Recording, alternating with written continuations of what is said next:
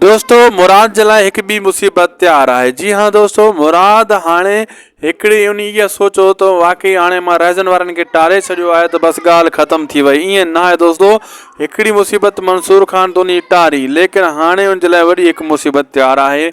ॿियो तरफ़ दोस्तों मां ॿुधाईंदो हलां, हाणे हिकिड़ो ई कमु करण वारो आहे मंसूर खान। पहिरियों त पंहिंजा शहदा ई बचाईंदो जेको उनखे पुलिस गुम कंदी थी वञे, हाणे को न को क़दम खणंदो।